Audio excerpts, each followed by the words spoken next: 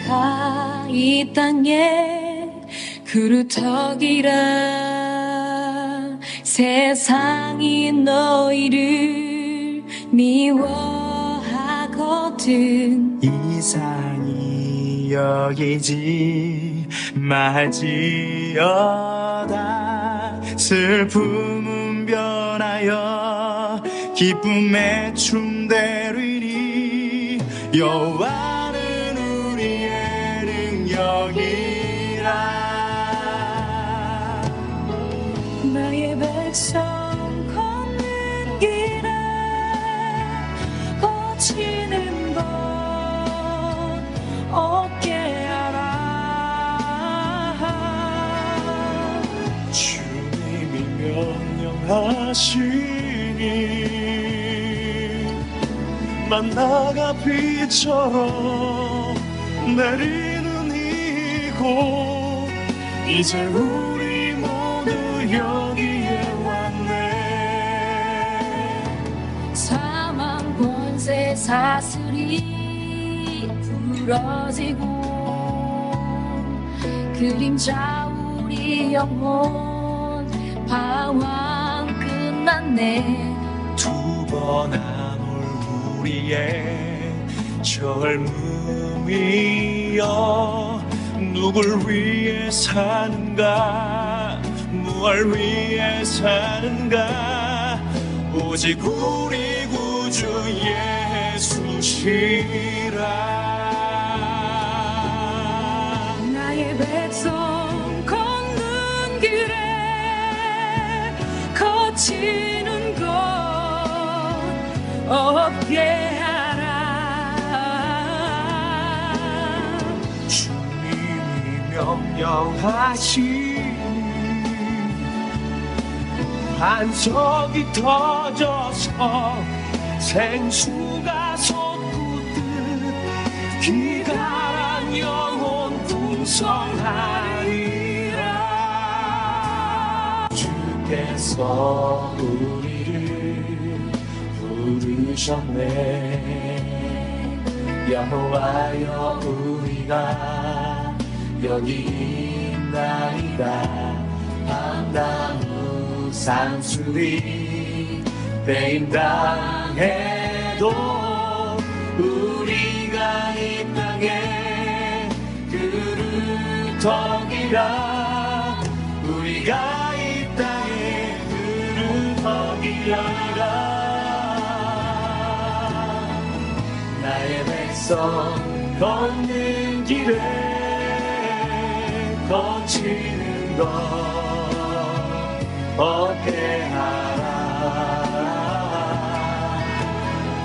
주님이 명령하시니 열방에 넘치는 저 복음의 파도 복음의 발걸음 땅 끝까지 나의 백성 걷는 길에 거치는 것 없게 하라 주님이 명령하시니 열방에 넘치는 저 복음의 파도 복음의 발걸음 땅 끝까지 열방에 넘치는 저 복음의 파도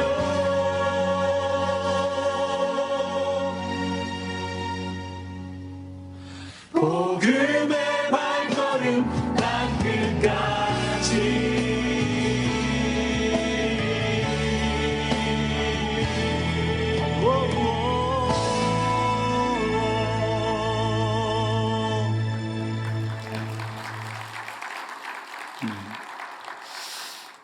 지난 11년의 사역을 다 이야기할 수 없지만 한 5분가량의 영상으로 담아봤습니다.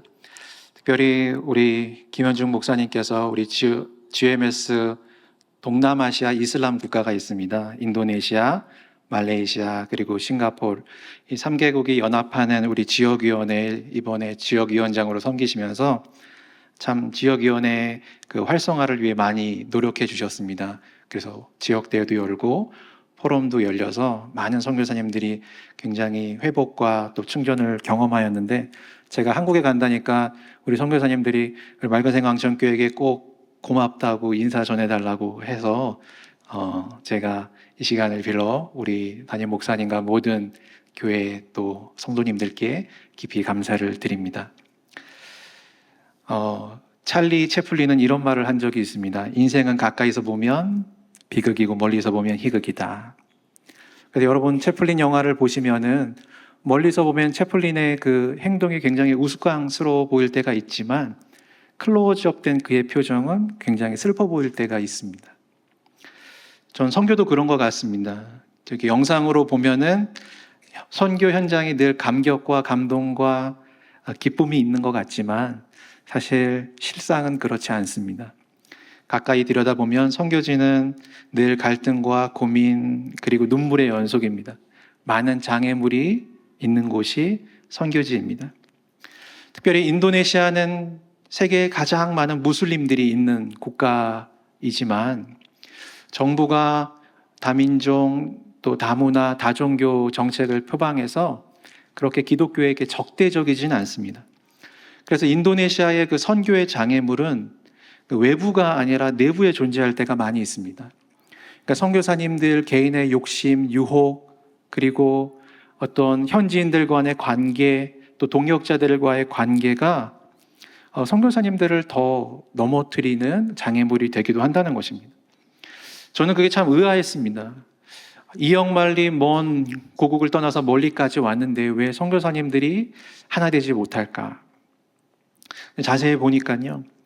이 사역이라는 이름으로 결국 자기의 것을 포기하지 못하는 그런 모습을 보게 되었습니다.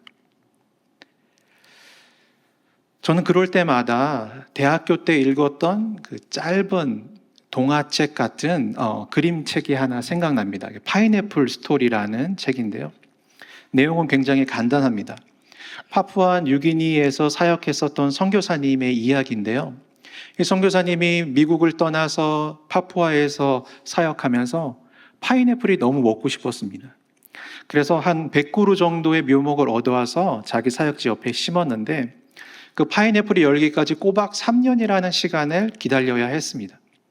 마침내 열매가 맺혀서 너무 들뜬 마음으로 선교사님이 그 파인애플 밭에 갔는데 웬걸 파인애플이 하나도 없는 거예요. 봤더니 원주민들이 그것을 다 따갔기 때문입니다. 선교사님은 화가 나는 것을 참을 수가 없었어요. 그래서 자기가 운영하는 병원의 문을 닫아버렸습니다. 현지인들이 매일 와서 병원 문을 열어달라고 간청했고 또 아픈 아이들이 많이 늘어나자 선교사님은 어쩔 수 없이 다시 병원 문을 열게 되었는데 그러자 파인애플이 또 동일하게 없어졌습니다. 그래서 이번에는 자신이 운영하는 상점 문을 닫게 됩니다. 그랬더니 원주민들이 소금을 살 수도 없고 또 자기가 원하는 물건도 살 수 없어서 선교사님이 있는 마을이 아니라 원래 자신들이 살던 깊은 정글로 다시 들어갔습니다. 선교사님은 혼자 남아서 파인애플을 먹고 있었습니다. 사람도 없으니까 전도할 일도 없어졌습니다. 그리고 안식년이 돼서 고국에 돌아와서 한 세미나에 참석하게 되는데 그곳에서 선교사님은 자신의 모든 것을 하나님께 드려야 한다는 것을 깨닫게 됩니다. 그리고 내가 모든 것을 버려두고 선교를 나왔지만 정작 나의 모든 것을 드리지 못했다는 생각에 이 파인애플 밭을 하나님께 드리기로 결단했습니다. 그렇게 기도를 하고 파푸아에 다시 돌아왔는데 여전히 원주민들이 파인애플을 이렇게 훔쳐갔습니다. 그는 속으로 하나님도 별 수 없습니다라고 생각을 했습니다. 그리고 어느 날 그 선교사님께 와서 원주민들이 이렇게 말하는 것입니다. 선생님은 드디어 그리스도인이 되었나 보네요. 저희가 파인애플을 훔쳐가도 이제는 화를 내지 않잖아요. 그때 선교사님은 큰 충격을 받았습니다. 자기가 이때까지 예수님께서 여러분들을 사랑해서 목숨을 버리기까지 희생했다라고 가르쳤지만 정작 자기 자신만큼은 작은 것도 양보하지 못하고 있다는 것을 깨달았기 때문이에요. 그리고 한 청년이 와서 선교사님께 다시 이렇게 물었어요. 그런데 선교사님 왜 화를 내지 않나요? 선교사님이 얘기했습니다. 저는 그 파인애플 밭을 줘버렸습니다. 이제 내 것이 아니기 때문에 여러분이 가져가도 더 이상 화를 낼 필요가 없습니다. 서로 웅성대기 시작했어요. 그 파인애플 밭을 누구한테 줬니? 너가 그 파인애플 받았니? 그때 선교사님이 얘기해요. 저는 그 밭을 하나님께 드렸습니다. 이 얘기가 삽시간에 퍼지고 마을 사람들이 서로에게 말했습니다. 우리가 지금까지 하나님의 파인애플을 훔쳤어. 그리고 그들이 다 선교사님께 몰려와서 이렇게 얘기하는 것이, 선생님 그 밭을 하나님께 드리면 어떡합니까? 다시 돌려달라고 할 수는 없습니까? 그것 때문에 우리가 돼지 사냥을 나가서 호탕치는 겁니다. 우리 아이들이 아픈 것도, 우리 아내가 아이를 못 낳는 것도, 물고기를 못 잡는 것도 다 그 때문입니다. 그 파인애플이 정말 하나님 것이라면 이제 더 이상 파인애플을 훔치면 안 되겠어요. 그들은 정말 하나님을 두려워하기 시작했습니다. 파인애플은 그런데 여전히 익어갔고 원주민들이 와서 선교사님께 알려줍니다. 선생님, 파인애플이 익어갑니다. 그 파인애플은 제 파인애플이 아닙니다. 선생님, 그걸 그냥 놔두면 썩게 될 거예요. 따시는 게 좋겠어요. 그래서 파인애플을 따서 자신도 먹고 원주민들에게도 나누어 줬습니다. 모든 것을 하나님께 드리니까 그렇게 고대하는 일들이 너무 쉽게 이루어졌습니다. 몇 년 동안 원주민들은 선교사님을 지켜봤고 그가 하는 말을 들었지만 그의 말과 행동이 일치하지 않는 것을 보았습니다. 그러나 선교사님이 변했을 때 그들도 따라 변했습니다. 그리고 오래지 않아 그곳의 원주민들이 그리스도인이 되기 시작했습니다. 이 이야기는 제게 선교사의 삶이 어떠해야 하는지를 늘 깨우쳐 줍니다. 본이 되는 삶, 복음을 삶으로 살아내는 것은 복음을 전파하는 것이나 하는 만큼이나, 아니 어쩌면 그 복음을 전파하는 것보다 더 중요하다는 것입니다.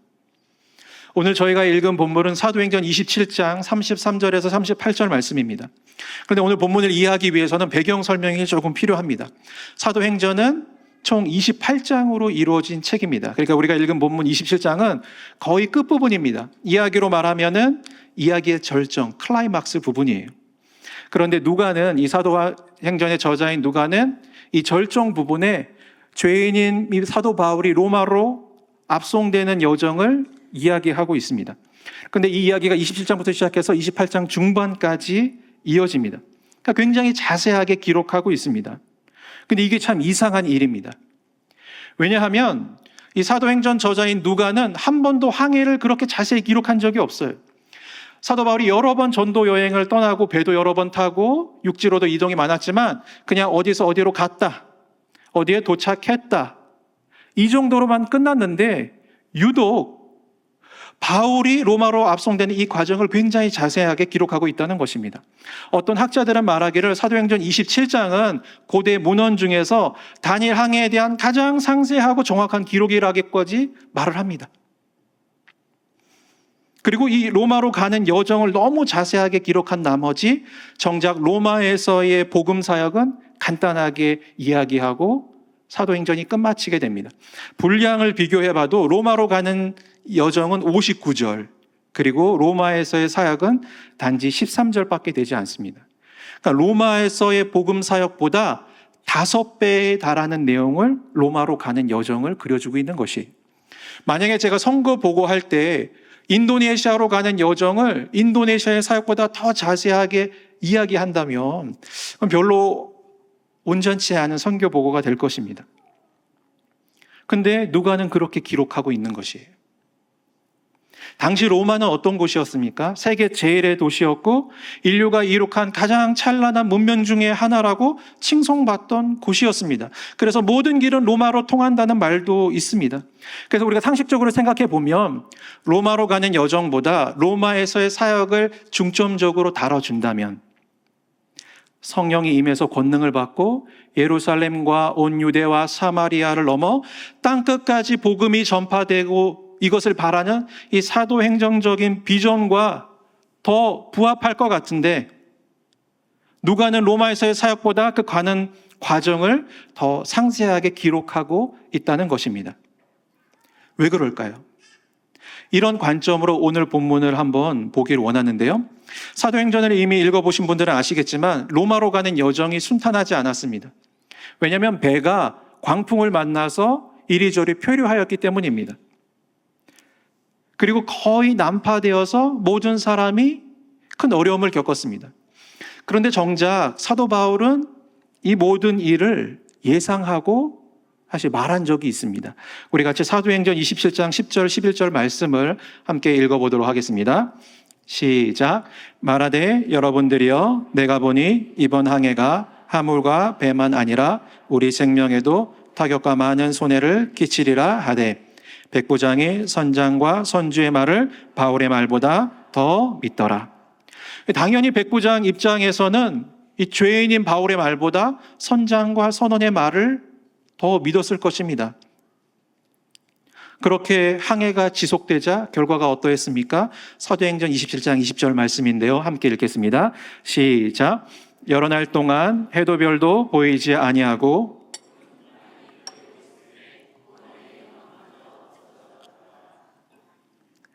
그러니까 바울의 말처럼 정말 모든 사람이 죽음의 위기에 놓인 것입니다.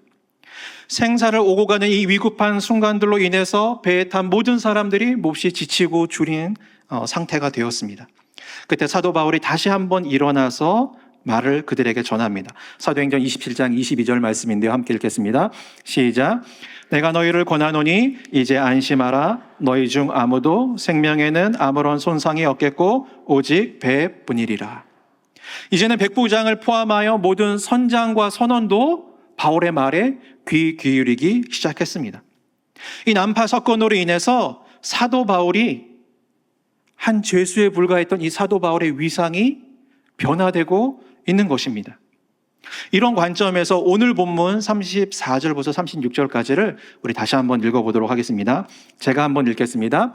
음식 먹기를 권하노니 이것이 너희의 구원을 위하는 것이요 너희 중 머리카락 하나도 잃을 자가 없으리라 하고 떡을 가져다가 모든 사람 앞에서 하나님께 축사하고 떼어 먹기를 시작하매 그들도 다 안심하고 받아 먹으니. 배가 표류하면서 백부장과 군사들, 선장과 선원들이 절망과 두려움에 빠져 있을 때 오히려 죄인인 바울이 그들을 위로하고 있습니다. 그리고 가장 소망이 없어 보이는 이 바울이 그들에게 구원을 약속하고 머리털 하나도 잃을 자가 없을 것이라고 소망을 주고 있습니다. 그리고 두 손이 이 묶인 사도 바울이 오히려 떡을 떼어다가 모든 사람 앞에서 하나님의 이름으로 축사하고 떼어주기 시작합니다. 자, 여러분, 이 모습에서 여러분은 누가 보이십니까? 누가 이 모습에서 오버랩이 되십니까? 바로 우리 구주 예수님이십니다. 예수님께서도 제자들을 향해 이렇게 말씀하신 적이 있습니다. 누가복음 21장 17절 18절 말씀인데요. 우리 같이 한번 한 목소리로 읽어보겠습니다. 시작. 또 너희가 내 이름으로 말미암아 모든 사람에게 미움을 받을 것이나 너희 머리털 하나도 상하지 아니하리라. 아멘. 누가는 의도적으로 머리털 하나도 상하지 않을 것이라는 예수님의 말과 사도 바울의 말을 연결짓고 있는 것입니다. 이를 통해서 예수님께서 비록 죄인의 모습으로 멸시와 조롱 속에서 십자가에 달리셨지만 오직 그분이 참된 구원자요 이 땅의 임금인 것처럼 죄인의 옷을 입고 있는 이 사도 바울이 그 배에 참된 구원자고 지도자임을 말해주고 있는 것입니다. 인간적인 눈으로 보면 사도 바울은 죄인의 옷을 입고 로마로 압송되는 초라한 모습일지는 몰라도 사도행전 저자인 누가의 눈에는 사도 바울은 예수님을 닮은 진정한 그의 제자이자 증인이었습니다. 그런 사도행전에는 예수님 닮은 사람이 비단 사도 바울만 있는 것이 아닙니다. 우리가 사도행전 3장을 읽어보면요, 예수님께서 태어나면서부터 소경이 되어서 그래서 성전 미문에 앉아서 구걸하던 사람을 고치셨던 것처럼 베드로와 요한도 나면서부터 앉은뱅이인 사람을 고쳐줍니다. 그래서 우리가 찬양했던 것처럼 주의 나라가 임할 때 눈먼 자가 눈을 뜨고 걷지 못한 자가 일어나 걷는 역사가 일어나고 있는 것입니다. 또한 순교했던 스데반은 어떤 모습입니까? 우리 사도행전 7장 59절 60절 말씀인데요. 우리 한번 읽어보도록 하겠습니다. 시작. 그들이 돌로 스데반을 치니 스데반이 부르짖어 이르되 주 예수여 내 영혼을 받으시옵소서 하고 무릎을 크게 꿇고 불러 이르되 주여 이 죄를 그들에게 돌리지 마옵소서 이 말을 하고 자니라. 예수님께서 십자가상에서 아버지여 내 영혼을 아버지의 손에 부탁합니다라고 기도했던 것처럼 스데반이 자신의 영혼을 예수님께 의탁해요. 예수님께서 십자가에서 아버지여 저들의 죄를 사하여 주십시오. 저들은 그들이 하는 일이 어떤 일인지 알지 못합니다라고 기도했던 것처럼 스데반이 자신을 향해 돌을 던지는 사람을 향해서 예수님 그들의 죄를 그들에게 돌리지 말아 주십시오라고 기도하고 있는 것이에요. 우리는 작은 상처 하나를 받아도 두고 보자.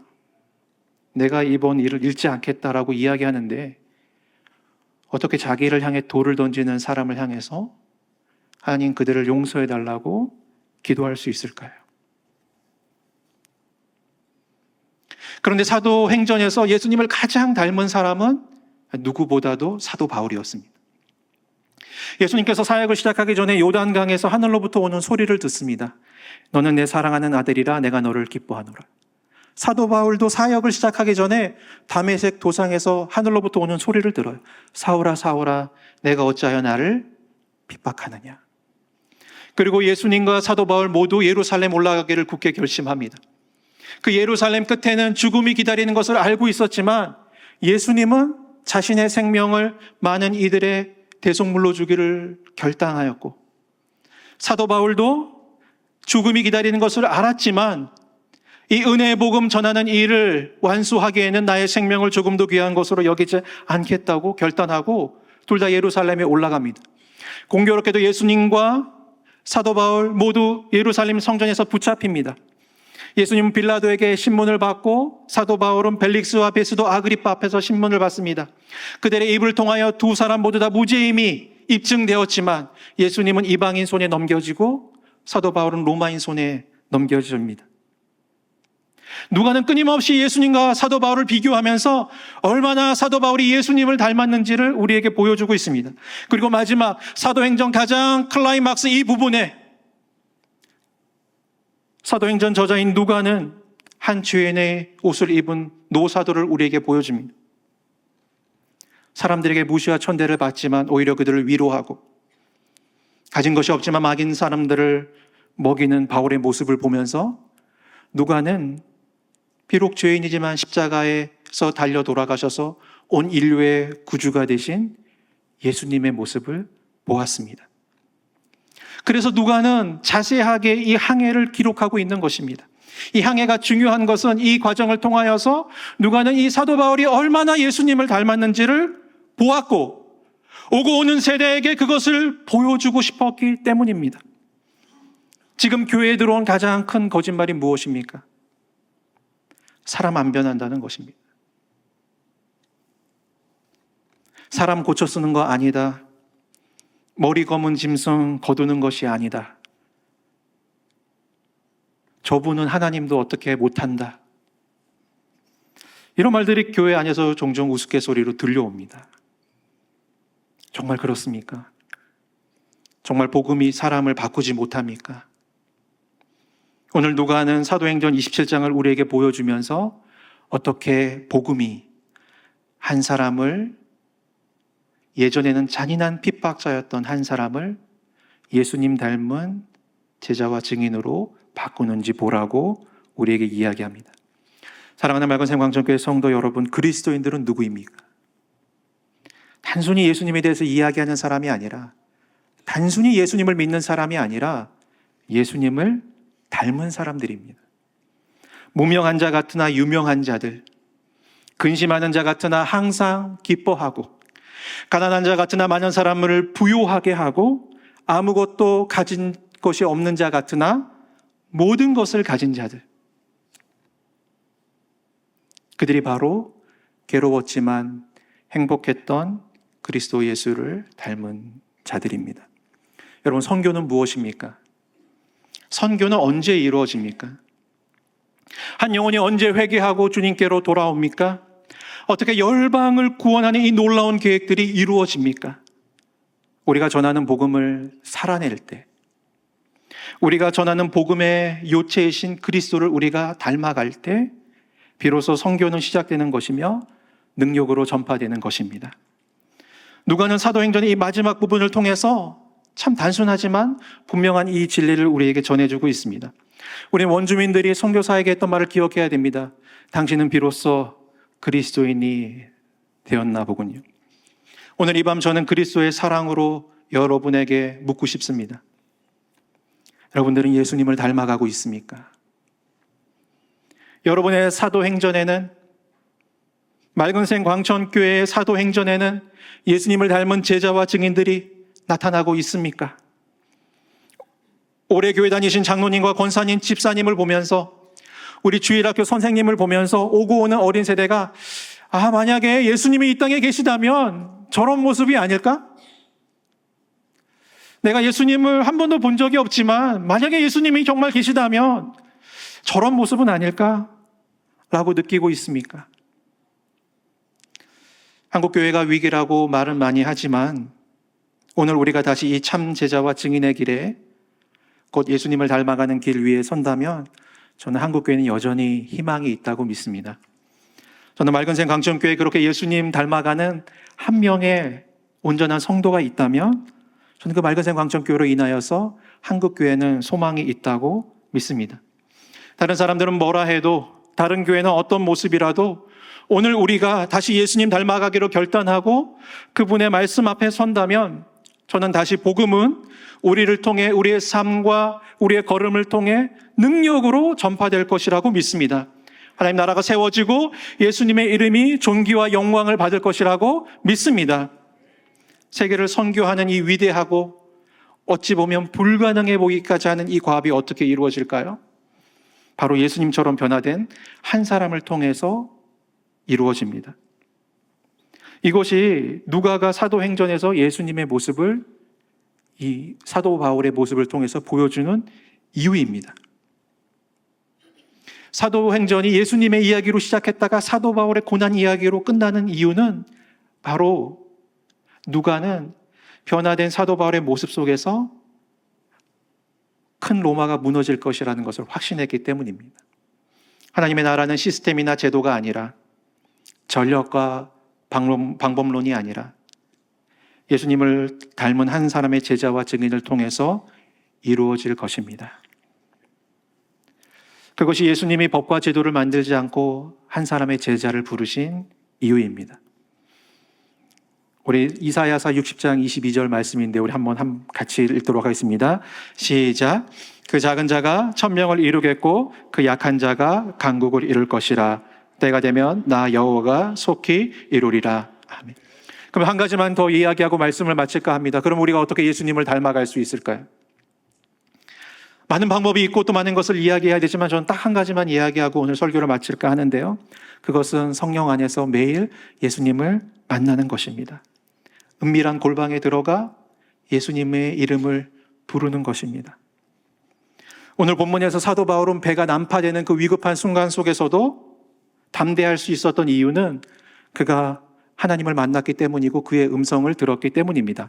우리 사도행전 27장 23절 25절 말씀인데요. 한 목소리를 읽도록 하겠습니다. 시작.